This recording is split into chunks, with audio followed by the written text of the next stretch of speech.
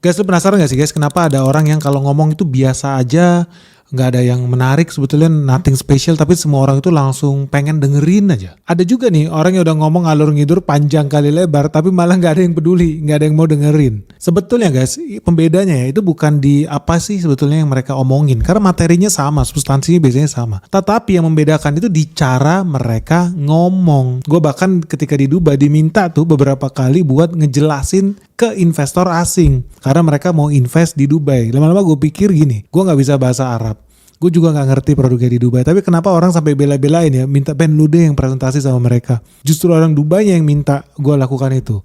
Yang sama juga ketika gue di Amerika, gue ngajar di New York, itu gue kaget gitu ketika melihat audiensnya gitu kan, banyak perusahaan investasi juga di situ. Itu banyak loh perusahaan-perusahaan investasi yang justru malah minta gue yang ngomong on behalf of their own ke para calon-calon investor mereka yang ada di Amerika. Dan ketika gue lihat yang datang tuh, waduh macam-macam loh. Bukan cuma ibu rumah tangga, ada polisi, ada dokter, ada arsitek segala macam lah pokoknya yang datang di sana di acara. Dan gue kaget, kenapa jadi gue yang disuruh ngomong gitu? Emang lu ada masalah apa dengan nasabah lu sendiri? Dan teman-teman di sini kalau udah ikut Benix sudah lama ya, udah sejak bertahun-tahun lalu, kita juga udah sering ngobrol sama pejabat-pejabat, bukan cuma di Indonesia loh, tapi di luar negeri, di Jerman, di Belanda. Kita ngobrol dengan duta besar, dengan pengusaha, dengan investor, sampai menteri-menteri yang di luar negeri. Dan mungkin lu udah pernah lihat potongan-potongan yang hanya di secret level. But di sini gue mau sharing, kenapa sih? Apa sih yang membedakan? Karena menurut gue substansinya juga sama. Ya gue namanya juga ngajarin tentang investasi. Ujung-ujungnya apa? Gue bahas laporan keuangan. Bahasa laporan keuangan apa sih? Ngitung book value lu, ngitung laba lu, profit margin lu, COG lu. Semuanya kan sama. Gue juga bilang sama dosen yang ada di New York. Lalu kan bisa ngomong gitu, kenapa harus gue? Enggak Ben, harus pakai bahasa lu karena bahasa lu lebih